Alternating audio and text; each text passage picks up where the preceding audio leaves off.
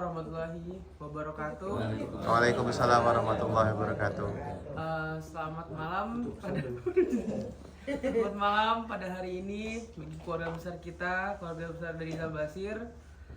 Malam ini kita dipertemukan oleh waktunya untuk diberikan beberapa tausiah oleh Pak Ustadz Syam pada malam hari ini. Setelah kita melaksanakan sholat taraweh dan juga witir bersama pada malam hari. Mungkin waktunya boleh langsung saja Pak Ustadz menyampaikan dulu dalam rangka. Dalam rangka hari ini dalam rangka meski bulan Ramadan kita dan pertemuan pertama untuk buka puasa bersama bagi keluarga besar dan juga ulang tahun salah satu adik saya.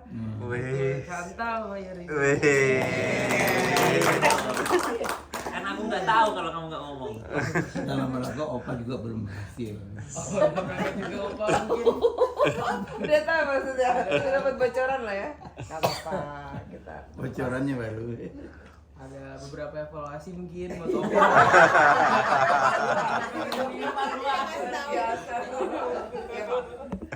Ya. Mungkin segitu saja Acara kita. Buat lagi Bang, bukan awal hari, mungkin langsung saja oleh Pak Ustadz. Gitu. Iya.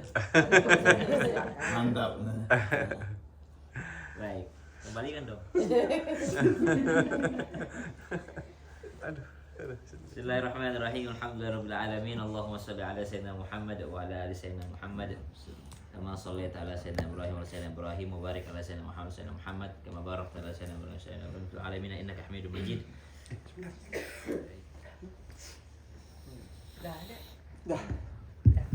Ada. Assalamualaikum warahmatullahi wabarakatuh. Waalaikumsalam warahmatullahi wabarakatuh. Alhamdulillah ala kulli hali wa ni'mah. Baru saja kita melaksanakan sholat Isya berjamaah, kemudian sholat sunnah ba'diyah, lalu sholat taraweh, lalu sholat witir. Sholat sunnah ba'diyah itu jauh lebih utama dibanding sholat taraweh. Jadi jangan sampai ada yang sholat taraweh lalu lupa untuk sholat sunnah ba'diyah. Jadi ba'diyah itu besar pahalanya, sama dengan ba'diyah maghrib, kemudian sebelum subuh qobliyah. Bahkan dalam fikih, orang yang sudah terbiasa qobliyah subuh 2 rakaat sebelum subuh, kalau misal dia suatu ketika ketinggalan, misal dia rajin berjamaah ke masjid, tiba-tiba ada suatu ketika dia ketinggalan, datang ke masjid udah mulai sholat subuh, maka dia boleh sholat qobliyah setelah sholat subuh. Jadi diganti setelah dia sholat. Boleh. Kenapa? Dia sudah terbiasa qobliyah. Dia sudah terbiasa sholat sunnah sebelum sholat subuh. Tapi pada suatu ketika mungkin sakit perut atau mungkin telat bangunnya gitu, ada sebuah uzur yang membuat dia terlambat ke masjid. Akhirnya sholat subuh sudah dikumandangkan, sudah didirikan, maka dia boleh sholat sunnah qobliyah setelah nanti sholat subuh. Nah itu saking hebatnya itu, saking takut ruginya ketinggalan daripada 2 rakaat sebelum subuh. Kemudian sholat taraweh. Sholat taraweh itu ada banyak. Nabi SAW memulai sholat taraweh dengan berjamaah. Malam pertama itu Nabi sudah berjamaah. Malam kedua jamaah masih banyak, tambah banyak. Malam ketiga jamaah makin banyak lagi. Malam keempat penuh Masjid Nabawi. Nabi tidak keluar rumah, ditungguin sama jamaah. Disamperin sama sahabat ke rumahnya, ya Rasulullah, cuma 3 hari doang nih tarawih nih. Kata Nabi, saya takut, saya khawatir kalau saya terus tarawih di masjid, saya khawatir umatku menganggap itu wajib.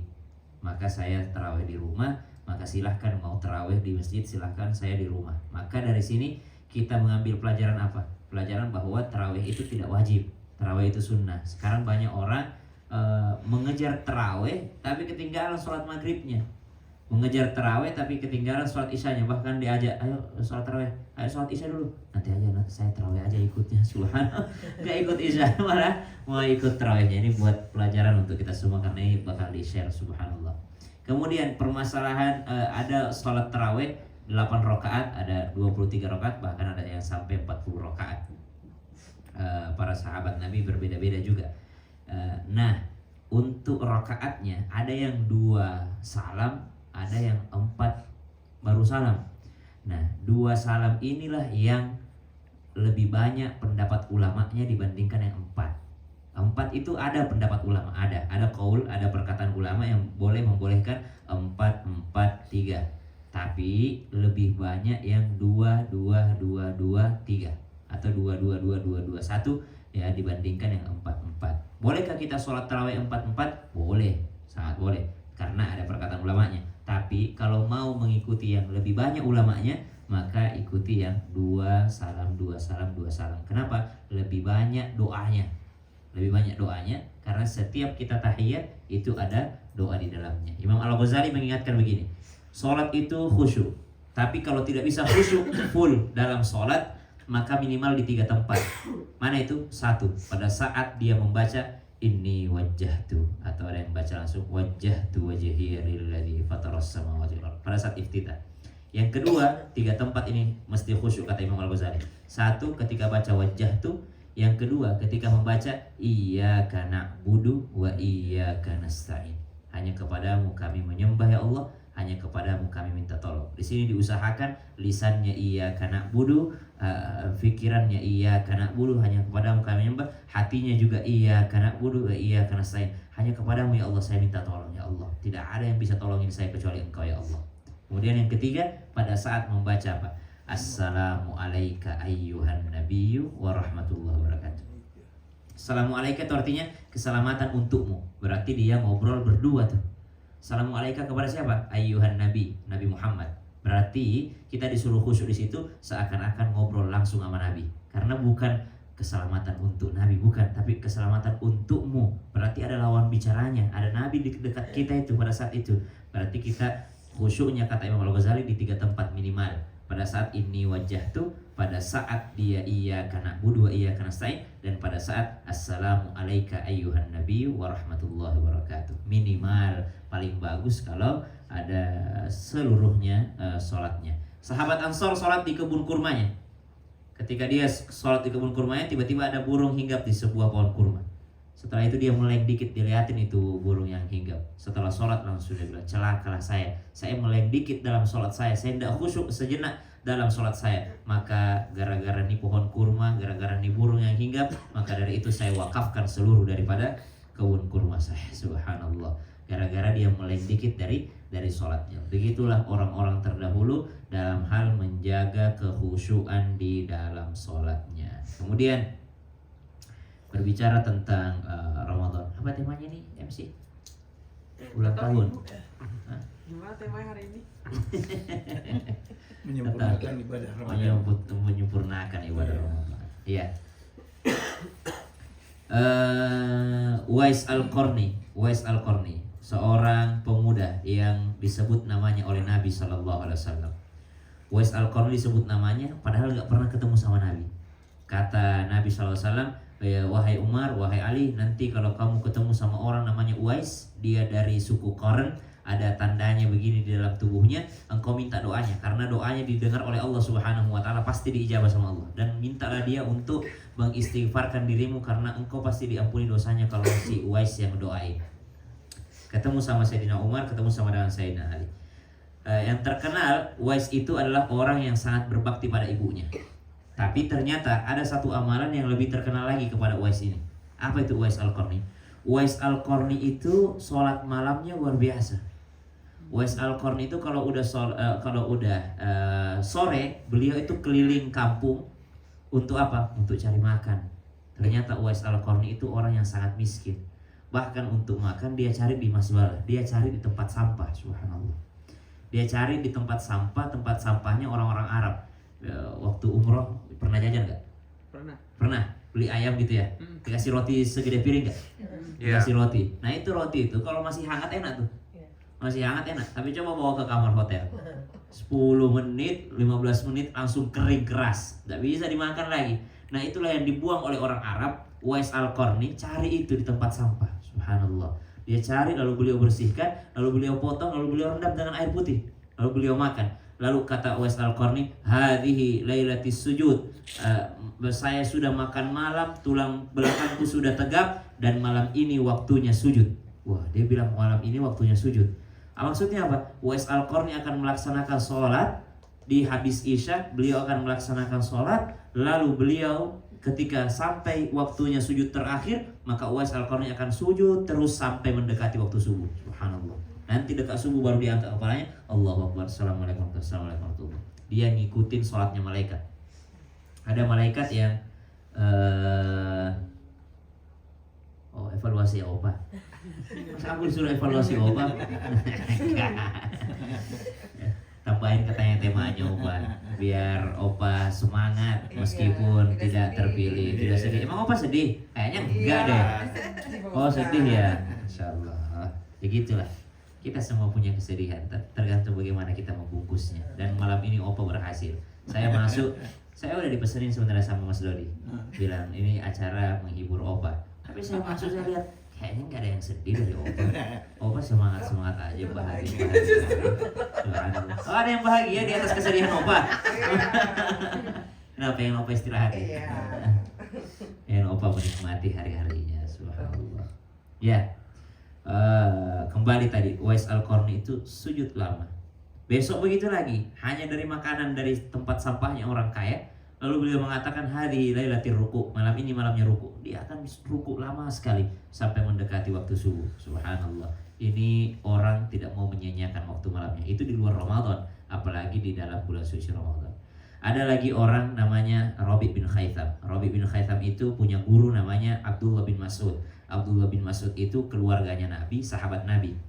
Abdullah bin Mas'ud orang pertama yang membesarkan suaranya ketika baca Quran di Mekah, dikejar-kejar mau dibunuh.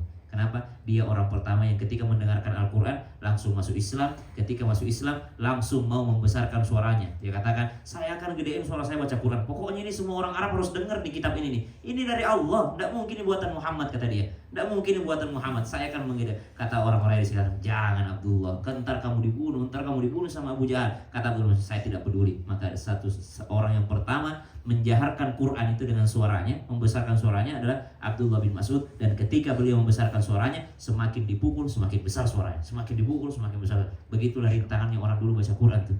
Sekarang kita tidak ada rintangan, ngaji di ruangan ber-AC, ngaji ini subhanallah, ngaji nikmat, baca Quran nikmat. Tapi masih banyak yang jarang baca Quran. Abdullah bin Mas'ud dengan segala rintangannya beliau baca Quran. Ini Abdullah bin Mas'ud punya murid namanya Rabi bin Khaytham. Suatu ketika Rabi bin Khaytham datang ke rumahnya Abdullah bin Mas'ud, ketemu sama istrinya Abdullah bin Mas'ud. Kata istrinya Abdullah bin Mas'ud, Abdullah, muridmu datang. Kata Abdullah, siapa muridku? Kata istrinya Abdullah, itu muridmu yang buta. Kata Ibnu Mas'ud, perasaan saya nggak punya murid yang buta deh. Akhirnya Abdullah Mas'ud keluar, lah Rabi, kenapa istriku bilang Rabi bin Khaytham itu buta? Ditanya kepada istrinya Abdullah Mas'ud, wahai istriku, kenapa kamu mengira Rabi itu buta? Ah, emang nggak buta, kata dia. Soalnya kalau dia ketemu saya nunduk mulu. Subhanallah, saking menundukkan pandangannya, orang-orang mengira Rabi bin Khaytham itu adalah orang buta. Nah ini ceritanya Rabi ini kalau sholat, pernah suatu ketika beliau sholat. Ketika beliau sholat nih, beliau bawa ontanya. Ketika beliau bawa ontanya, mau sholat, beliau ikat ontanya di pohon kurma. Lalu beliau sholat sunnah. Ketika sholat sunnah, ja'as sarik, datang pencuri. Pencuri ini tiba-tiba langsung membuka itu tali ontanya Rabi, lalu dia bawa lari itu ontanya Rabi. Waktu itu masjid belum tertutup. Rabi bin Khaytham bisa lihat daripada pencuri itu. Maka orang-orang yang ada pada saat itu di sampingnya Rabi berteriak semua, wahai Rabi, ontamu dicuri, wahai Rabi, ontamu dicuri. Subhanallah, Rabi meneruskan sholatnya. Setelah Rabi salam, ontanya sudah pergi sama pencuri itu. Ditanya sama sahabat-sahabatnya Rabi, wahai Rabi, apakah engkau tidak lihat tadi pencuri ambil ontamu? Kata Rabi, saya lihat. Terus kenapa kamu tidak menghentikan sholatmu? Toh itu adalah sholat sunnah. Apa kata Rabi bin Khaytham? Saya tahu dia mau mencuri. Emang kamu gak tahu dia mau mencuri? Kata dia, saya tahu dia mau mencuri, tapi saya pikir dia mau mencuri sholatku. Ternyata dia cuma mencuri ontaku. Jadi gak apa-apa. Lihat, orang dulu salafus soleh rela kehilangan segalanya demi menjaga sholatnya. Ada orang rela kehilangan sholatnya demi mendapatkan semuanya. Subhanallah. Apa hikmahnya? Opa, mungkin Allah ambil sedikit supaya opa menjaga sholat. Allah mungkin ambil sedikit itu supaya opa makin khusyuk sholatnya. Yang rugi itu apa? Kalau sudah diambil jabatan sama Allah, tidak tambah bagus sholat, hilang dua-duanya. Mestinya ini Allah ambil mungkin supaya Allah pengen lihat saya makin bagus lagi akhiratnya. Rabi bin Khaitab ketika dicuri ontanya dia mengatakan, saya tahu dia mau mencuri, cuma saya pikir dia mau mencuri sholat saya. Ternyata dia cuma mau mengambil onta saya. Jadi tidak mengapa. Dia rela kehilangan dunianya demi menjaga sholatnya. Ada orang rela kehilangan sholat demi menjaga dunianya. Betapa banyak orang lalai dari sholatnya supaya bisa ini, supaya ini, supaya ini. Dia kejar meeting ini, dia kejar ini, dia kejar ini, supaya sholatnya ditinggal. Nah, subhanallah. Mudah-mudahan dengan Allah ambil sedikit, kan punya Allah tuh jabatan. Allah ambil sedikit, mudah-mudahan memperbaiki kualitas ibadahnya Allah. Masya Allah. Amin. Ibadahnya bukan hanya ibadah makhluk. Ibadahnya bukan hanya ibadah kepada Allah Subhanahu wa taala, salat, puasa, zakat, bukan hanya itu, tapi wa ma khalaqatul jinna wal insa illa liya'budun, tidak diciptakanlah jin dan manusia kecuali untuk beribadah. Banyak ibadahnya apa? Ada anak-anak, ada istri, ada cucu, ada mantu, semuanya itu membutuhkan ibadah dari Allah. Apa hubungan silaturahim, menyambung silaturahim. Kemudian saya kalau hadir di sini senantiasa tidak pernah terlupakan kepada Oma. Senantiasa kami mengingat Oma. Ada sebuah bacaan yang baru saja kami baca. Ternyata dikatakan ihtimamul amwati lil ahya'i asyaddu min ihtimamil ahya'i lil amwati. Perhatiannya orang mati kepada orang hidup lebih besar dibandingkan perhatiannya orang hidup kepada orang mati. Perhatiannya orang meninggal kepada orang yang masih hidup lebih besar dibandingkan perhatiannya orang hidup kepada orang yang sudah mati. Kalau orang hidup kepada orang mati, perhatiannya kapan? Paling sebelum Ramadan ziarah kubur. Semua lebaran ziarah kubur, hari lebaran ziarah kubur. Kalau baru meninggal, masih tiap hari ziarah kubur. Bahkan tidak mau pulang dari kubur itu, pengen di situ terus. Seminggu setelahnya, sebulan setelahnya, paling seminggu sekali ziarah kubur, malam Jumat atau hari Jumat baru ziarah kubur. Kalau udah setahun meninggalnya, paling setahun sekali. Udah 10 tahun, subhanallah, nanti sempet, nanti mudik baru jengukin kuburannya. Tuh perhatiannya orang hidup kepada orang mati. Tapi perhatiannya orang mati kepada orang hidup itu jauh lebih besar. Setiap saat nungguin doanya orang hidup. Setiap saat nungguin doanya orang hidup. Makanya jangan pikir Oma nggak lihat kita ini. Oma lihat kita pengajian ini. Bahkan Oma itu selalu menantikan kapan lagi saya didoain, kapan lagi saya dibacain Quran, kapan lagi anakku khatam Quran, kapan lagi cucuku khatam Quran, kapan lagi anakku begini, kapan lagi anakku sedekah atas namaku, kapan lagi si ini begini, kapan lagi ini. Kenapa? Senantiasa perhatian terhadap orang yang masih hidup. Jadi orang mengatakan, apakah orang tua kami masih melihat kami di dunia? Perhatiannya mereka kepada orang hidup lebih besar dibandingkan perhatiannya orang hidup kepada orang yang sudah mati. Dan mereka sangat bahagia ketika dikunjungi oleh orang yang dia sayangi, orang yang dia cintai ketika masih hidup. Kata Nabi SAW, ya Ali, wahai Ali, tasaddaq, bersedekahlah ala mautakum, kepada orang matimu. Fa innallaha qad wakkala al malaika, karena sungguh Allah telah mewakilkan malaikat. Untuk apa? Malaikat itu jadi kurir. Sering belanja online? Malaikat itu jadi kurir, kata Nabi SAW. Untuk apa? Kurirnya Allah Subhanahu wa ta'ala. Dalam rangka apa? Mengirimkan apa? Mengirimkan pahalanya orang yang masih hidup kepada orang yang sudah meninggal di dalam kuburnya. Jadi ada malaikat khusus yang bertugas untuk mengirimkan. Jadi jangan kita pikir malaikat Jibril sudah pensiun. Tidak, malaikat Jibril masih banyak tugasnya. Malaikat Jibril masih banyak tugasnya, mengantarkan wahyu. Bawahan-bawahannya malaikat Jibril juga mengantarkan apa? Mengantarkan pahala. Pahala siapa? Pahala orang hidup kepada orang yang sudah meninggal dunia. Diantarkan ke dalam kuburnya. Ketika sampai di dalam kuburnya, berbahagialah orang penghuni kuburnya dengan mengatakan, Allahumma nawwir, ya Allah terangilah, berikan cahaya kepada hidupnya si Anu, karena hari ini dia sedang memberikan cahaya kepada kuburku. Jadi orang dalam kubur itu masih berdoa. Dia mengatakan, ya Rabb, berikanlah cahaya kepada orang yang hari ini memberikan cahaya terhadap kuburku. Siapa itu? Bisa jadi anaknya, bisa jadi pasangannya, bisa jadi keluarganya, sanak saudaranya, sahabat-sahabatnya yang mengingat dia di dalam doa-doanya. Dia berdoa, ya Allah tolong terangi hidupnya itu orang. Kenapa? Hari ini dia sedang menerangi dari dalam kuburku, ya Allah. Subhanallah. Jadi ternyata malaikat itu banyak tugasnya, mengantarkan. Sedekah, banyak-banyak sedekah. Sedekah itu banyak. Ada sedekah dengan materi, dengan makanan, dengan uang, dengan apa gitu. Itu bisa. Ada sedekah dengan tenaga, apa itu? Mempuasakan. Puasanya mungkin dulu waktu Oma ada yang ditinggalkan puasanya, ada puasa, ya berarti sedekah dengan tenaga. Ada sedekah materi plus tenaga, apa itu? Badal umroh, kan pakai materi, pakai tenaga juga. Ada sedekah yang paling ringan, apa itu? Dengan lisan saja, apa? Baca Quran, pahala baca Qurannya disampaikan. Ada yang lebih ringan lagi, apa itu?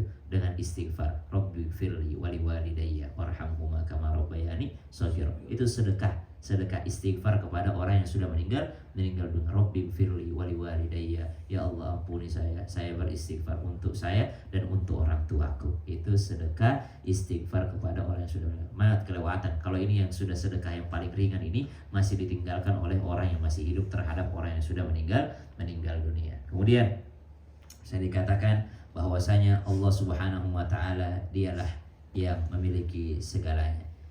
Alladzina idza asabatuhum musibah qalu inna lillahi wa inna ilaihi raji'un. Subhanallah, opa dikasih jabatan sama Allah tapi diambil lagi sama Allah karena memang innalillah, memang punyanya Allah. Kumilahumma malikal mulki. Wah, itu ayatnya Abah itu. Wa tanzi'ul mulka mimman tasha wa tu'izzu wa biyadikal khairu innaka ala kulli syai'in qadir. Masya Allah, dia itulah Allah berhak menaikkan, Allah berhak mengambil, Allah berhak memberi, Allah berhak mengambil, Allah berhak menaikkan, Allah berhak menjatuhkan. Tapi saat ini bisa jadi di mata kita Allah tidak kasih jabatan, tapi di mata Allah sedang kasih jabatan. Di mata manusia tidak dapat kursi DPR, tapi bisa jadi di mata Allah sedang mendapatkan kursi kemuliaan di sisi Allah. Amin, amin Allah. Ada seorang kakek-kakek naik ke atas gunung. Orang Arab hobinya begitu. Dia beruzlah, berdua-duaan sama Allah, menyendiri, healing lah. Dia mungkin introvert nih kakek-kakek. Dia sendirian naik ke atas gunung beribadah. Naik ke atas gunung masuk ke dalam goa. Lalu dia pakai tongkatnya, terpincang-pincang dia naik ke atas goa. Memang kebiasaan orang Arab begitu. Makanya Nabi kan naik ke Gua Hira, gitu kan. Kebiasaannya orang Arab begitu. Naik ke atas gunung, subhanallah. Sampai di atas gunung dengan terpincang-pincang beribadah kepada Allah, nangis-nangis, berdoa sama Allah. Tiba-tiba ada anak muda lewat. Ketika anak muda lewat, dia kasihan sama nih kakek. Dia berdoa di dekatnya itu kakek. Dia berdoa, ya Allah, sembuhkan kakek ini ya Allah. Kakinya kasihan dia. Dia naik gunung setengah mati, Allah sembuhkan kakinya. Apa yang dikatakan kakek itu? Coba ulangi doa. Saya minta sama Allah supaya Allah sembuhkan kakimu. Kata kakek itu, jangan kau doakan saya sembuh. Kenapa? Ini kaki yang sembuh ini. Ini kaki saya sedang sehat ini. Jangan kau doakan sehat lagi. Kalau kau mau lihat kakiku yang sakit, lihat 20 tahun yang lalu. Kuat main futsal tapi tidak kuat beribadah. Nah, itu kaki yang sakit. Kuat dia ke mall tapi tidak kuat ke masjid. Nah, itu kaki yang sakit tuh. Kalau ini casingnya aja sakit ini. Ini sejatinya adalah kaki yang sehat. Maka tidak usah lagi doain. Subhanallah. Dikasih penyakit tapi mampu melihat hikmahnya. Dikasih penyakit tapi mampu melihat hikmahnya. Allah sudah mengambil jabatannya Opa, tapi kalau Opa mampu mengambil hikmahnya, maka semua akan terasa indah. Wah, ini ada sesuatu yang Allah kasih kepada saya. Ada sesuatu yang Allah berikan kepada saya, kemuliaan yang jauh daripada yang saya inginkan. Karena Allah kasih apa yang kita butuhkan, bukan apa yang kita inginkan. Ada dua tipe orang yang bersyukur. Satu namanya syakir. Syakir itu orang yang pandai mensyukuri nikmat Allah. Ada yang dikasih sama Allah, dia syukuri. Tapi ada yang kedua, syakur. Apa itu syakur? Kata Allah dalam Al-Quran, wa qalilum min ibadiyas syakur. Sedikit sekali hambaku yang menjadi syakur. Siapa itu syakur? Syakur itu adalah orang yang melihat segala keadaan itu nikmat. Kayak tadi itu, dikasih sakit dia bilang, jangan doain saya sembuh, ini nikmat. Dikasih miskin, jangan kau doain saya kaya, ini nikmat. Diambil jabatannya sama Allah, jangan bersedih atas ini. Ini nikmat dari Allah Subhanahu wa taala. Dahulu mungkin saya kurang waktu kepada keluarga, hari ini Allah sudah ambil jabatan saya, berarti saya banyak waktu kepada keluarga. Nah, ini namanya syakur. Cuma kata Allah dalam Al-Qur'an, wa qalilum min ibadiyas syakur. Sedikit sekali hamba yang begini. Hamba terpilih. Namanya juga juara, enggak mungkin 10 orang lomba lari juara satu semua. Tidak mungkin 100 peserta semuanya juara satu. Pasti ada finalis, ada nominasi, ada yang lolos sampai tahap perempat final, sampai semifinal, sampai final, sampai juara. Siapa itu? Yang sedikit itu. Hanya sedikit hamba yang mampu menjadi syakur. Siapa syakur? Mampu melihat segala keadaan sebagai nikmat dari Allah Subhanahu wa taala. Kata Nabi, segala keadaan itu butuh alhamdulillah. Maka alhamdulillahnya, alhamdulillah ala kulli hal. Segala puji bagimu ya Allah atas segala keadaan. Masya Allah, tabarakallah. Belum tentu kalau Opa terpilih mungkin bisa kumpul kayak gini. Belum tentu. Alhamdulillah Opa malam hari ini Syam hadir diminta untuk menghibur Opa yang sebenarnya Opa sudah terhibur. Opa sudah bahagia. Begitu pula yang mendampingi Opa. Masya Allah, tabarakallah. Kita itu almar'u ala dini khalili. Manusia itu tergantung daripada sahabatnya, temannya, teman sejatinya dan teman terdekatnya Opa sekarang. Teman terdekatnya. Jadi kadang-kala kalau Opa sedih maka harus ada yang menyenangkan. Opa senang, jangan terlalu senang, bisa jadi Allah ambil. Makanya pasangan kita, teman kita itulah yang menjadi sahabat kita. Kata Al-Quran, al-akhillau yawma idzin ba'duhum li ba'din adu illa al-muttaqin. Semua itu sahabat sejati di dunia akan terpecah belah di akhirat kecuali persahabatan yang didasari dengan ketakwaan. Nah, harus ada yang ngasih sabar, ngasih bahagia. Kalau di dalam Al-Quran disebutkan qalu inna lillahi wa inna ilaihi rajiun. Nah, terakhir inna lillahi wa inna ilaihi rajiun itu zikir dan juga ayat dan juga doa. Dan kata ulama, bukan hanya ketika tertimpa musibah kau baca kau dapat pahala, tidak. Tapi ketika kau teringat musibah itu kau baca dapat pahala lagi sebagaimana waktu kau kena musibah. Orang kalau kena musibah itu kan dapat pahala dari Allah kalau dia sabar. Apalagi kalau dia baca innalillah. Sama kalau misalnya anak-anaknya, cucu-cucunya Oma lagi ingat Oma sedih banget waktu Oma meninggal, langsung baca lagi innalillahi wa inna ilaihi rajiun, maka akan dapat pahala sebagaimana waktu Oma meninggal. Nah, sama ketika Opa sedih, tidak terpilih, seketika pas ingat itu langsung innalillahi wa inna ilaihi rajiun, langsung dapat pahala lagi sebagaimana sedihnya waktu itu. Kan kita ini dikasih pahala sesuai dengan ujian, beratnya musibah, beratnya kesedihan, akan dapat pahala sesuai dengan itu. Maka pada saat teringat lagi musibah itu, mau 10 tahun kemudian, 20 tahun kemudian, kalau dia baca innalillahi pada saat dia ingat itu, maka pahalanya sama ketika pas dia tertimpa musibah. Maka banyak-banyak baca innalillahi wa inna ilaihi rajiun. Modal Ramadan yang saya mau nitip kepada adik-adikku semua, satu, perhatikan yang wajib, puasa wajib, sholat wajib. Yang kedua, tambahkan yang sunnah, karena yang sunnah itu bernilai wajib kalau di luar Ramadan. Yang ketiga, jangan tinggalkan Al-Quran. Kenapa? Karena bulan Ramadan itu tidak disebut bulan puasa, tidak disebut bulan zakat, tidak disebut bulan tarawih, tapi disebut bulan Ramadan itu bulan Al-Quran. Kalau di bulan Ramadan saja malas baca Quran, gimana di luar Ramadan? Gimana di luar Ramadannya? Maka mesti sangat memperhatikan Al-Quran, tadarusan, pokoknya interaksi dengan Al-Quran, baik itu mengkhatamkan atau belajar dengan Al-Quran, mempelajari isinya, mempelajari huruf-hurufnya, melihat-lihat Al-Quran saja itu sudah dapat pahala. Pokoknya harus jangan ada aktivitas yang tidak ada hubungannya dengan Al-Quran, mesti dekat-dekat dengan Al-Quran. Lagi magang, lagi apapun itu selalu hubungkan dengan Al-Quran. Minimal ketika mau bekerja baca bismillah, ada hubungannya dengan Al-Quran. Ya, minimal ketika bekerja dia meniatkan itu adalah sebagai ibadah, maka itu adalah hubungannya dengan Al-Quran. Kemudian yang keempat, banyak baca ini di bulan Ramadan. Nasyhadu an la ilaha illallah wa nastaghfirullah, nas'alukal jannata wa na'udzubika minan nar, atau nas'aluka ridhaka wal jannah wa na'udzubika min sakhatika wan nar. Ini 4 bacaan. Syahadat, istighfar, minta surga, minta jauh dari neraka. Kata Nabi, 2 ini membuat Allah ridho, Allah senang. Istighfar dan syahadat, Allah senang. Yang 2 ini adalah yang kau butuhkan. Apa itu? Dekat dengan surga dan jauh dari neraka. Jadi 4 bacaan ini yang kita jadikan wirid di bulan suci Ramadan. Semoga dapat ridhonya Allah Subhanahu wa taala. Wallahu hadi ila siratal mustaqim. Wassalamualaikum warahmatullahi wabarakatuh. Waalaikumsalam warahmatullahi wabarakatuh. Mungkin ada pertanyaan-tanyaan? Boleh sambil.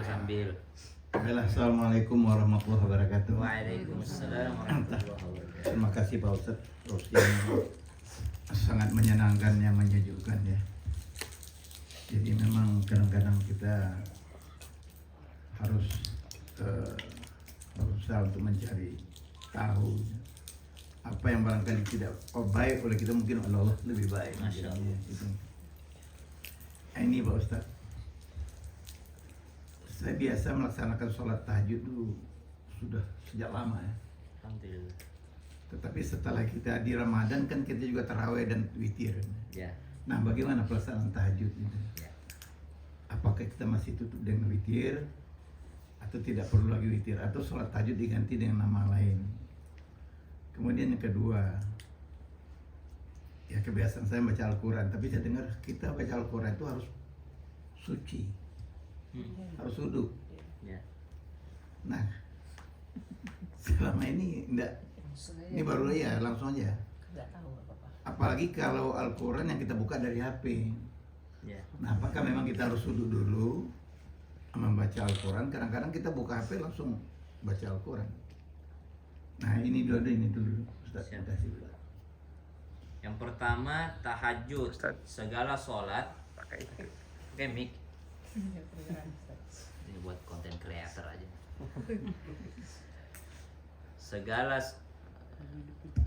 Segala sholat yang dilakukan setelah bangun namanya tahajud. Jadi segala sholat yang dilakukan setelah bangun itu namanya sholat tahajud. Mau itu sholat hajat kah, sholat wudhu kah, sholat taubat kah, sholat witir kah, namanya sholat tahajud. Jadi syaratnya sholat tahajud itu tidur dulu. Tidur dulu. Oke, bagaimana di bulan Ramadan ini saya sudah witir. Maka boleh langsung setelah bangun nanti dia tahajud, maka dia tidak perlu witir lagi. Tidak perlu lagi witir ketika dia tahajud. Itu yang pertama, pendapat pertama. Pendapat yang kedua, kalau dia witir di taraweh, maka dia jangan ambil yang ganjilnya. Yang satu rakaatnya ndak usah. Jadi 2 rakaat aja. Sunnah witir namanya itu. Makanya saya kalau witir itu 21 bukan langsung 3. Kenapa? Nanti. Ya, jadi satunya nanti. Nanti ya. Atau ada yang cara ketiga. Nah, ini jarang tapi dilakukan oleh para ulama kita karena saking tidak maunya kehilangan keutamaan berjamaah. Ya, apa itu? Dia tetap ikut witir yang 3 itu, 2 plus 1 itu, tapi ketika yang 1 rakaat imamnya assalamualaikum, dia seperti masbuk, berdiri lagi ambil 1 rakaat seperti orang masbuk. Jadi langsung imamnya assalamualaikum warahmatullahi, dia langsung berdiri nambah 1 rakaat, jadi dia dihitung di situ pada saat witir dia 4 rakaat, bukan ganjil. Maka nanti ketika tahajud dia witir 1 rakaat. 5 witirnya dulu. Ya, Berarti 5 witirnya. berarti witirnya 5. Iya, Iya, 5. berarti witirnya 5. Karena dia ikut imam sampai selesai, tapi ketika imam selesai assalamualaikum, dia langsung naik berdiri tambah 1 rakaat supaya dia genap, bukan ganjil. Iya. Jadi dia bukan terhitung witir pada saat itu, tapi dia terhitung melaksanakan sholat sunnah witir. Sunnahnya si witir, bukan witirnya, tapi sunnahnya si witir. Jadi kan kita 21 tadi itu, itu yang 2 itu bukan witir, itu namanya sunnah witir. Nah, itu namanya sholat sunnah witir. Yang witir itu adalah yang 1 rakaat itu. Tapi kalau ada orang langsung 3, berarti 3-3-nya witir. Nah, makanya lebih afdol juga itu 2 baru 1. Karena 2 itu dipisah, dia cuma pendahuluannya, muqaddimahnya, openingnya witir. Gitu. Witir yang aslinya yang 1 rakaat. Nah, kalau sudah di taraweh, maka nanti di tahajud gak usah pakai yang 1 rakaat lagi. Ya usah, semuanya 2 aja. Mau 10 rakaat silahkan, mau 12 silahkan. Kemudian baca Quran. Iya. Siapa yang baca Quran dalam keadaan sholat, maka pahalanya 100. Siapa yang baca Quran dalam keadaan sholat tapi sholatnya duduk, maka pahalanya 75. Pahalanya kurang itu 75. Pahalanya 50, maaf, berkurang setengahnya. Kan setengahnya pahalanya orang yang berdiri. Kan sholat tarawih itu boleh duduk. Sholat sunnah itu boleh duduk. Walaupun dia kuat berdiri, boleh duduk. Tapi pahalanya setengah.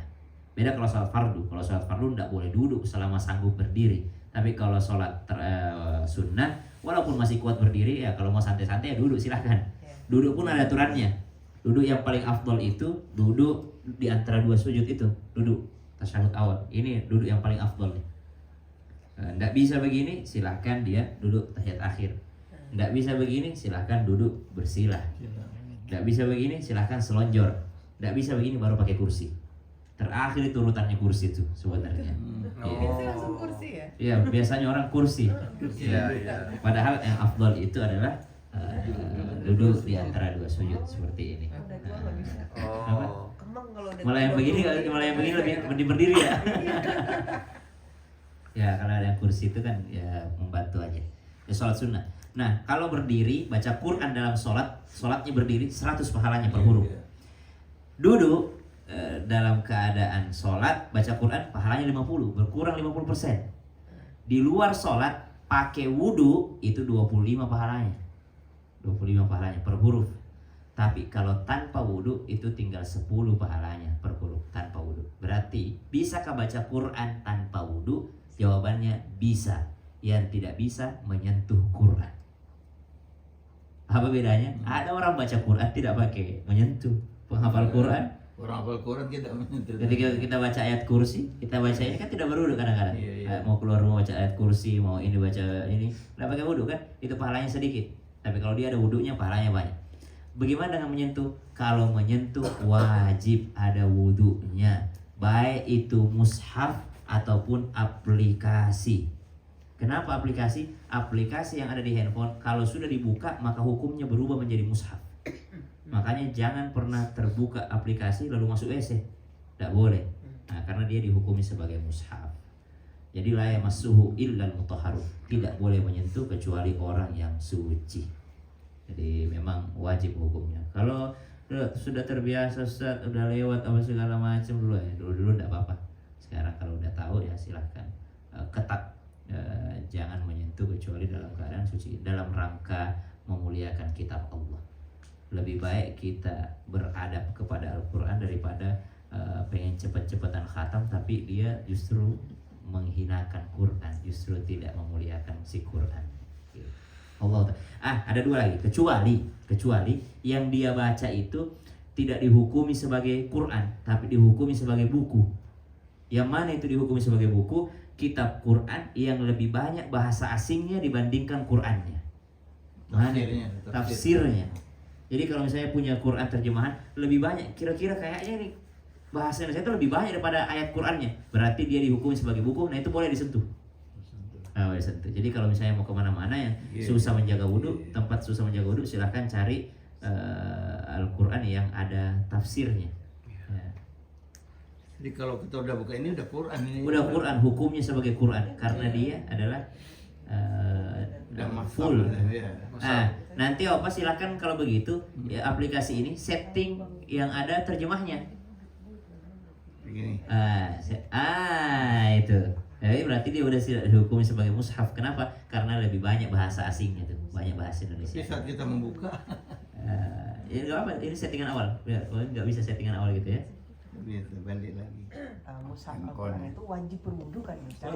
Wajib kan, Yes. walaupun tadi nilainya hanya 10 ya? Hanya 10 yang tidak ada wudunya. Yang pakai wudu 25. Oh gitu. Nah, kalau kita lagi dapat Oke. haid gimana Yes. Pak Ustaz?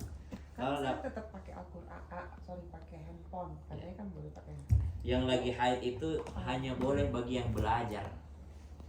Kalau yang tidak belajar maka dia Nggak usah. gak usah. Tapi Jangankan baca Quran, sholat aja yang wajib 5 waktu disuruh berhenti, gitu. Jangan sholat gitu. Tapi katanya ada ini Ustaz, untuk khusus ada bacaan kayak ini kan, ada yang mensunahkan membaca Al-Mulk sebelum tidur. Nah itu sudah jadi wirid.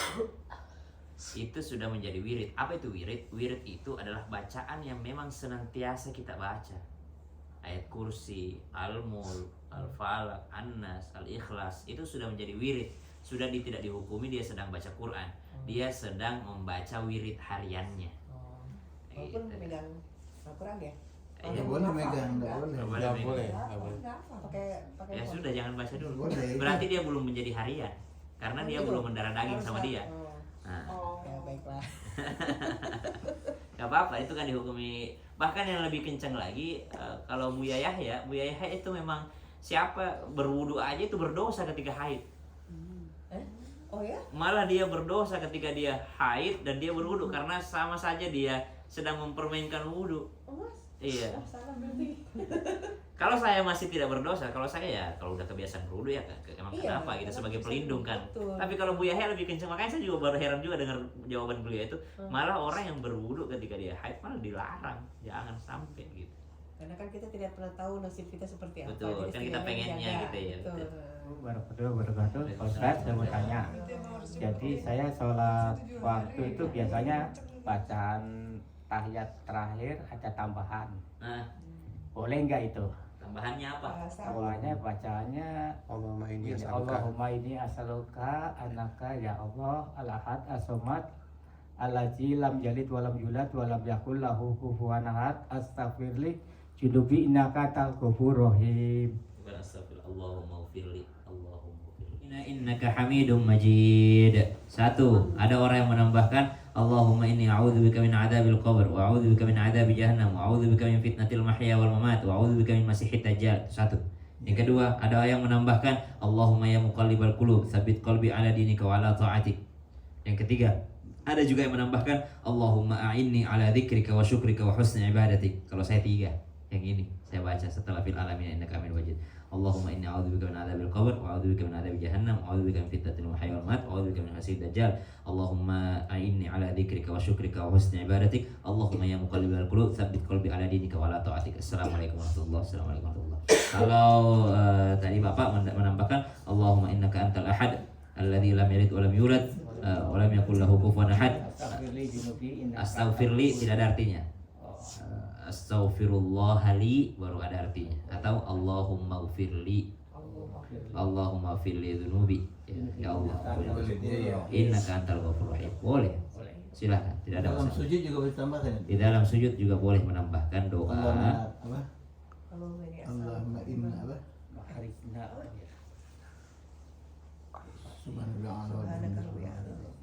Subhanaka. Subhanaka Allahumma rabbana wa bihamdika Allahumma firli. Iya. Ya, itu bacaan sujud yang lain, Itu versi baik. lain. Ya. Tapi kalau mau menggabungkan silahkan. Ada beberapa versi kan, ada yang sajada wajhi alladzi khalaqahu wa syaqqa samahu wa basarahu bihawli wa quwwati fatabarakallahu ahsanul khaliqin. Ada subhana rabbil a'la wa bihamdi, ada subhanakallahumma bihamdika. Apa? Anda hafal juga saya tuh. Subhanaka Allahumma rabbana wa bihamdika Allahumma firli. Allahumma firli. Nah, itu bacaan lainnya, versi lainnya. Jadi itu semua diarahkan memuji keagungan Allah dengan kalimat subhana. Kan perintah Nabi kalau sujud itu membaca subhana. Versi subhana banyak. Ada subhana rabbil a'la, ada subhanakallahumma bihamdika, ada bacaan-bacaan yang lain lagi yang mengagungkan Allah Subhanahu wa taala. Jadi boleh-boleh saja. Tapi kalau doa pribadi tidak boleh dilafazkan, kecuali doa itu memang seperti tadi itu boleh-boleh saja. Nah, ada juga ulama mengatakan sebenarnya tidak perlu ditambah-tambah, karena semua bacaan sholat yang sesuai dengan tuntunan itu, yang tidak ada tambahan, itu sudah sangat mencukupi untuk dunia akhirat.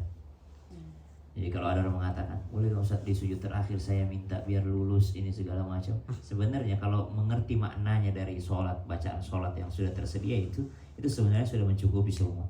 Rabbi firli, ya Allah ampuni saya, warhamni, sayangi saya. Kalau udah disayang pasti dikasih tuh, ya kan. Jangankan minta, kalau udah disayang pasti dikasih. Tuh apa namanya, lagi PDKT tuh pacarnya nggak minta bakso, ditawarin mau bakso nggak, mau nasi goreng, mau ini nggak minta, udah ditawarin. Orang kalau disayang sama Allah nggak minta pun dikasih sama Allah. Wajiburni, arti wajiburni itu kata ulama, agnini ginan la akhafu ba'dahu faqra. Wajiburni itu artinya ya Allah berikan saya kekayaan yang kekayaan itu membuat saya tidak takut miskin lagi. Wah, itu baru wajiburni doang tuh. Belum warfa'ni, warzukni, wahdini, wa'afini, wa'afwani. Itu baru duduk di antara dua sujud, udah lengkap banget sebenarnya. Ya makanya ada ulama yang mengatakan tidak usah menambah daripada bacaan-bacaan. Tapi ya silahkan menambah. Yang penting masih sesuai dengan syariat. Baik itu doa dari Al-Quran, doa, tapi nggak boleh niat baca Quran. Nah ini salah nih. Nah ini harus diperhatikan nih. Ada orang ketika sujud baca Rabbana atina fid dunya hasanah wa fil akhirati hasanah wa qina adzabannar. Boleh nggak? Boleh kalau niatnya doa. Tapi itu kan ayat Quran. Kalau dia niat baca Quran maka nggak boleh. Ini jarang terjadi di awam, tapi sering terjadi sama kami imam tarawih. Kami itu kalau sujud kadang-kala memikirkan apalagi baca nanti nih sebentar ini. Kadang-kala imam tuh bacanya gitu. Waktu kami dulu imam tarawih masih muda-muda ini kan baru selesai hafalan Quran. Apa nanti nih bacaannya nih? Makanya itu tidak jarang itu kami imam, kalau apalagi kalau 23 rakaat itu yang di bayangan kami hafalan kami terus. Subhanallah kan. Ada teman saya karena saking mikirin hafalannya waktu dia imam, dia tahiyat ya ini fil alamin innaka hamidum majid. Bismillahirrahmanirrahim. Kenapa? Karena di otaknya itu dia mikirin apa lagi ntar ya. Itu kan kalau 23 rakaat tuh nggak ada kesempatan kayak tadi itu. Asyhadu an la ilaha, cuma teriak-teriak doang. Sallu alaihi lanjut lagi. Lanjut lagi. Itu kapan murojaahnya? Jadi yang penting bacaannya bacaan yang diatur oleh syariat kita aja. Tapi katanya kalau sholat tarawih itu sholat santai ya. Hah? Sholat tarawih itu sholatnya santai ya. Iya, dari kata. Jadi di sela-sela tarawih katanya boleh ada doa-doa untuk tarawih artinya istirahat, istirahat, banyak istirahatnya. Habis salam ya duduk santai, mau makan dulu, mau minum dulu. Makan kan tidak membatalkan wudhu, silahkan berwudhu setelah. Sholat santai, makanya yang tidak kuat berdiri silahkan duduk gitu. Jadi tidak ada, makanya disebut sunnah kan, sunnah. Nah, kembali lagi ke sholat tahajud tadi. Siapa Pak? Katakan tadi sholat tahajud adalah sholat yang dilaksanakan setelah kita tidur. Ya. Apa saja sholat. Jadi kalau kita mau sholat, niatnya gimana itu? Sholat apa yang kita niatkan? Selama ini memang Saya tahajud aja sih. kalau kami satu sholat wudhu dulu, sholat sunnah wudhu, karena kan baru habis berwudhu tuh. Iya, sholat. Nah, itu sholat sunnah wudhu mempercepat langkah kita ke surga. Masya Allah. Kan Bilal itu kan ditanya sama Nabi, ya Bilal, saya heran, saya diundang sama Allah ke surga, kenapa ada suara langkah kakimu di sana? Apa amalanmu yang tidak pernah kau kasih tahu ke aku? Apa amalanmu? Ya, saya selalu sholat setiap saya habis berwudu. Ada syaratnya sholat sunnah wudu itu. Apa syaratnya sholat sunnah wudu? Selama air itu belum kering. Jadi air kalau belum kering itu termasuk dia sholat sunnah wudu. Tapi kalau dia habis wudu dilap pakai tisu, makanya dilap ya dilap gitu. Jadi kalau dia udah kering nggak bisa lagi sholat sunnah wudu tuh. Udah nggak terhitung sholat sunnah wudu. Itu syaratnya sholat sunnah wudu. Iya, ambil anduk nah celok. Tisu itu yang pertama, sholat sunnah wudu. Baru habis itu sholat sunnah taubat. Habis sholat sunnah wudu, sholat sunnah taubat. Setelah itu sholat hajat. Karena udah diampuni sama Allah, udah taubat, mintalah sama Allah Subhanahu wa Ta'ala. Yang keempat, silahkan sholat istikharah. Berarti udah 8 rakaat tuh. Jadi sholat wudu, sholat taubat, sholat hajat, sholat istikharah. Tiap malam, bukan hanya buat nikah istikharah tuh. Jadi mau ngambil, misalnya Bang Ade ada pekerjaan di Semarang, berangkat nggak ya, itu istikharah tuh. Sangat butuh petunjuk dari Allah itu. Jadi kalau orang sudah tiap malam istikharah, pada saat dihadapkan dengan dua pilihan, udah gampang dia milihnya. Kenapa? Karena udah tadi malam udah istikharah. Karena dia tiap malam dia istikharah gitu. Jadi mengambil keputusannya ke Jakarta nggak ya, atau di Padang aja ya, bikin pengajiannya apa aja itu. Jadi insya Allah nanti anak-anak nanya misalnya, Papa ada ini aja nggak usah lagi, kayak ntar ya Papa istikharah dulu, nggak usah. Kenapa? Karena tadi malam sudah langsung dia, ya Allah jadikan ini pilihan yang baik menurutmu ya Allah, udah kasih pilih. Udah timbang secara logika, timbang secara matematis. Oh kalau ini begini, kalau kamu ambil jurusan ini begini, nah kalau kamu ini termasuk adik-adikku ini kalau lagi di kuliahnya, di magangnya, karena udah tiap malam minta petunjuk sama Allah, insya Allah pada saat ketemu nanti ada suatu pilihan, insya Allah dimudahkan sama Allah Subhanahu wa Ta'ala gitu. Baru setelah itu tutup witir. Sebelum beli Ini pedang, niatnya sholat. sebelum beli pedang bang. Taubat, wudu, Istikharah. taubat, Hajat, hajat, istikharah, witir. Nah bacanya beda-beda nah. Oh, silahkan yang opa gampang aja. Silahkan yang opa gampang. Paling banyak itu dan paling masyhur untuk bacaan sholat sholat sunnah itu ya kuliah kulhu itu. Memang kuliah kulhu tuh the best sudah. Untuk awam, tapi kalau udah terbiasa silahkan bacaan yang lain. Nah, ini lagi Ustaz, kita sholat misalnya di musola atau di mall-mall ya. Ya. Kita sebenarnya sudah sholat ba'da nih, sunat. Katakanlah ba'da zuhur ya. Ya. Datang orang belakang dia ikut kita, dikira kita sedang sholat. Dikira sholat zuhur. Iya, itu. Bacaan kita bagaimana? Lanjutkan seperti itu atau kita zir kenapa namanya? Zir. Oh enggak, ya kalau maghrib nanti bisa.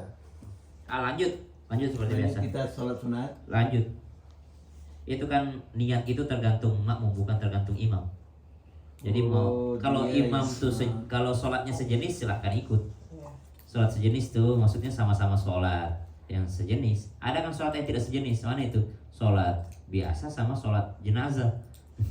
Beda jenis itu, nggak pakai ruku kalau sholat jenazah. Iya. Gitu.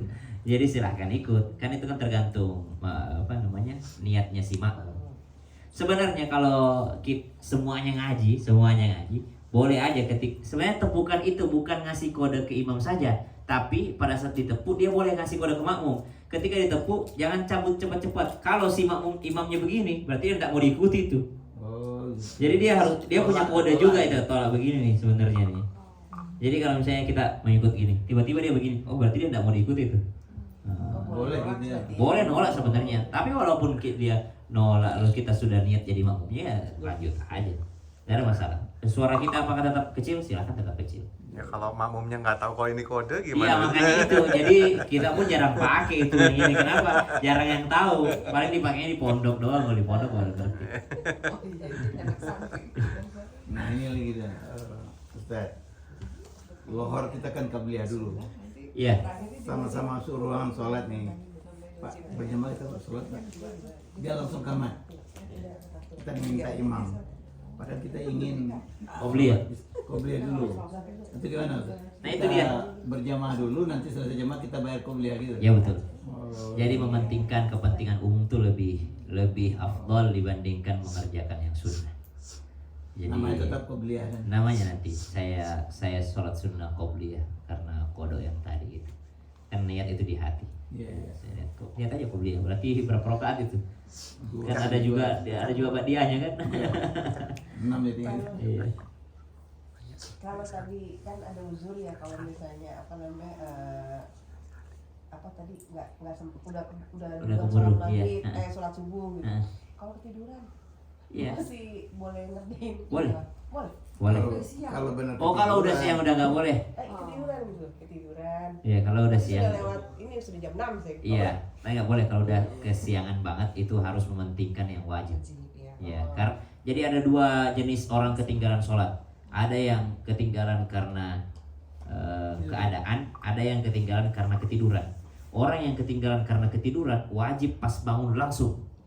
Orang yang ketinggalan karena keadaan tidak wajib langsung. Boleh besok-besok, kapan-kapan diganti. Contoh ke Mekah. Sholat di pesawat Syafi'i tidak sah. Berarti dia harus ganti kan. Nah itu tidak mesti pas nyampe langsung ganti. Tunggu nyaman atau tunggu pas di Mekah aja dia baru ganti biar pahalanya 100.000, itu boleh juga. Misalnya dia landingnya Madinah gitu. Kalau saya begitu kan, landing Madinah saya tidak langsung ganti yang di pesawat itu, saya bilang, di Mekah aja deh, nunggu di Mekah biar 100.000 pahalanya. Gitu. Tapi ada juga yang bilang, langsung aja ntar mati lagi besoknya gimana. Jadi ada yang ketinggalan sholat. Kalau ketinggalan sholat karena ketiduran, wajib pas bangun, nggak boleh ada embel-embel lain, nggak usah. Aduh, ntar kumpulin nyawa dulu, mandi dulu, mandi apa. Nggak usah pakai mandi segala. Sholat itu nggak butuh mandi. Sholat itu wudhu aja, yang penting suci dari hadas gitu kan. Ada orang nggak bisa sholat kalau belum mandi. Ya ini mau membuat dia mepet sewaktunya gitu. Mending dia langsung segera gitu. Segera itu habis itu wudhu, sholat, habis itu baru mandi. Jadi sholat di pesawat itu enggak sah. Syafi'i tidak sah, Opa. Kenapa? Karena dia tidak menyentuh bumi. 6 kali saya umroh di pesawat. Ya sudah, nanti ganti Om. Nanti ada rezeki berangkat lagi ganti. Kadang-kadang ustadznya tidak jelasin versinya soalnya. Versi imam yang lain sah. Pakai versi yang lain aja.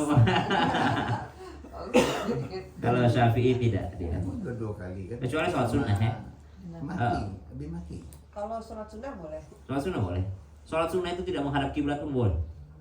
Oh, kita kan sunnah Pak, kalau misalnya Enggak wajib di pesawat kan kita terbang sekian jam. Iya, berangkatnya jam berapa itu? Ya, pasti ada sholat yang kelewat sih. biasanya kita Subuh sudah kita di jamak pesawat dulu, maghrib tuh. sama isya, Lohor, asar. terus baru berangkat. Oh ya subuh dapat nih. Subuh di pesawat. Ya. Subuh, terus kita sholat sunat untuk memasuki ini kan, mau sunat apa? Umroh ya? Iya. Lihat umroh. Ini bukan Nanti dikodok lagi aja. Gimana Dikodok. hitung berapa banyak? Dikodok pada saat sudah sampai. Ya, nah itu ini juga banyak pertanyaan nih. Bagaimana ya kalau kita lupa berapa gitu ya gitu. Nah, diperkirakan dulu, diperkirakan aja. Perkiraan sekiranya sekitar 20 sholat kayak 20 sholat. Ya sudah. Kalau sudah yakin 20 ya sudah. Enggak usah ragu lagi setelahnya. Nah, itu. Iya betul. Ya udah ganti 20 aja. itu keyakinan tidak bisa Sekali jalan bisa tuh. Terus kan nggak Boleh. tahu kan itu apakah sholat yang 4 rakaat yang ditinggal apa yang 2 rakaat? Nah itu harus yakini aja kira-kira. Saya kira-kira saya berangkat ke luar negeri 10 kali lah.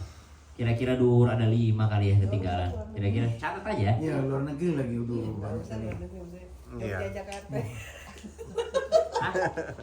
Nggak mampir. Mau Jogja Jakarta enggak lah itu. Mampir lah. Oh, Kan bisa jamak kosor. iya. Jadi kalau sholat ketiduran itu harus wajib diganti ya? Segera. Bangun jam 8, sholatnya baru jam 2 enggak ya? Enggak boleh. Enggak ya? Kecuali Bangun colek langsung lagi. sholat. Ya ayuhan nas. Allahumma shalli ala sayyidina Muhammad wa Muhammad. Rabbana taqabbal minna innaka antas samiul alim. Wa tub alaina innaka antat tawwabur rahim. Amin. Allahumma taqabbal minna salatana. Ya Allah, terimalah seluruh rakaat salat kami. Ya Allah. Terimalah setiap ruku kami, sujud kami, i'tidal kami ya Allah ya Rahman ya Rahim. Terimalah seluruh doa dan zikir-zikir kami ya Allah. Wa taqabbal minna siyamana. Terima setiap lapar dan haus kami. Terima puasa kami ya Allah, meskipun di dalamnya banyak kekurangannya. Wa taqabbal minna qira'atana minal Qur'anil azim. Terimalah seluruh huruf-huruf bacaan Al-Qur'an kami ya Allah. Wa ta'abbuduna wa taqasyu'ana wa tamim taqsirana. Terimalah seluruh sedekah kami dan kirimkanlah pahalanya untuk orang tua kami ya Allah yang telah ada di kuburnya. Kirimkanlah pahala kebaikan kami untuknya juga ya Allah ya Rahman ya Rahim.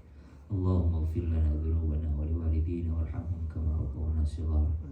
Allahumma hab lana minas salihin. Jadikan anak cucu keturunan kami, adik-adik kami yang hadir di sini menjadi anak-anak yang saleh dan salehah. Amin. Menjadi anak-anak yang menghafal Al-Quran dan juga berakhlak Al-Quran. Sebagaimana Engkau kumpulkan keluarga ini malam hari ini di sini ya Allah, kumpulkan mereka kembali di Jannatul Firdaus.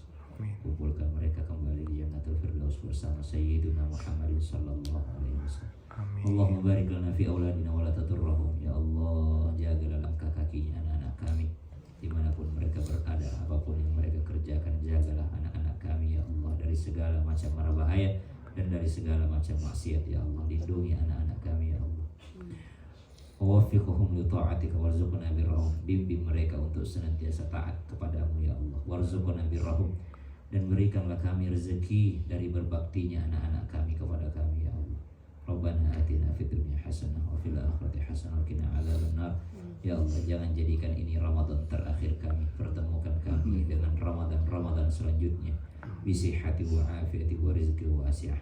Wassallallahu ala sayyidina Muhammad walhamdulillahi rabbil alamin. Assalamualaikum warahmatullahi wabarakatuh. Waalaikumsalam warahmatullahi wabarakatuh. Kami keluarga besar dari Zalbasir bersama Ustadz Kondang Papan Atas Ustadz Syam mengucapkan selamat Hari Raya Idul Fitri 1445 Hijriah. Maaf lahir dan batin.